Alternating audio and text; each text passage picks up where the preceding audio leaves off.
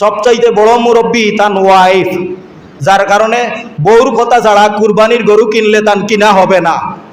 একটা লাল কিলিয়া নিলে বউ বলবে যে এটা লাল হয়ে গেছে, এটার দ্বারা কুরবানি হবে না।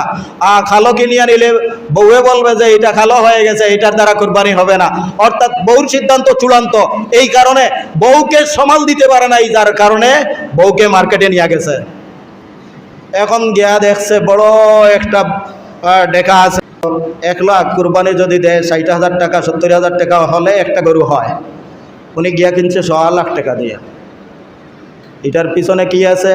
মালা লাগাইল আছে, সামনেও মালা পিছনেও মালা, বউর গলার মালা সব লাগাইয়া একটা বিরাট আকারে সেলফি উঠাইছে যে অমুক চেয়ারম্যান সাহেব তার ওয়াইফে মাত্র 1.25 লক্ষ টাকা দিয়ে একটা গরু কিনছেন কুরবানি করার জন্য, আপনারা দোয়া করবেন।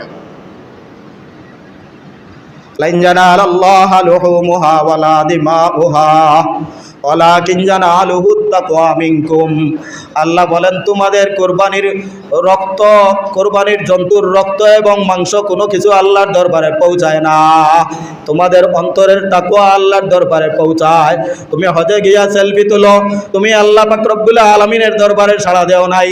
তুমি কুরবানি করিয়া সেলফি তুলো, তুমি আল্লাহর দরবারে সাড়া দেও নাই। তুমি যাকাত দিতে গিয়ে সেলফি তুলো, তুমি আল্লাহর দরবার আল্লাহ পাক রব্বুল আলামিনকে রাজি আর খুশি করার জন্য তুমি যাকাত দেও নাই।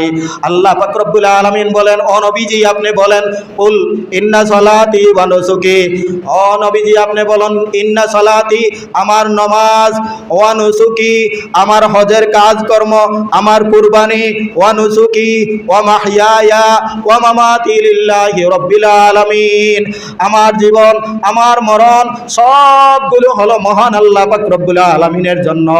ওয়া মামাতি লিল্লাহি রাব্বিল আলামিন লা শারীকা লাহু ওয়া বিযালিকা উমিরতু ওয়া আনা আউয়ালুল মুসলিমিন।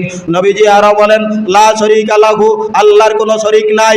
দুনিয়ার কোনো মানুষদেরকে কোনো ইবাদত দেখানোর মধ্যে এর মধ্যে শিরিক হয়ে যায়, মানুষও শরীক হয়ে যায়।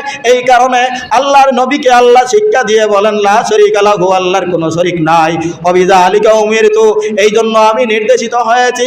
ওয়া আনা আউয়ালুল মুসলিমিন, রব্বুল আলামিনের সকল অর্ডারের সামনে আমি প্রথমই আনুগত্যশীল, আমি প্রথম সালেন্ডার, আমি প্রথম মুসলমান, আমি প্রথম মাথা নতকারী ব্যক্তি। সুবহানাল্লাহ বলেন। আল্লাহ যেমন আন্তরিকতার সাথে আমাদের সবাইকে কুরবানির প্রস্তুতি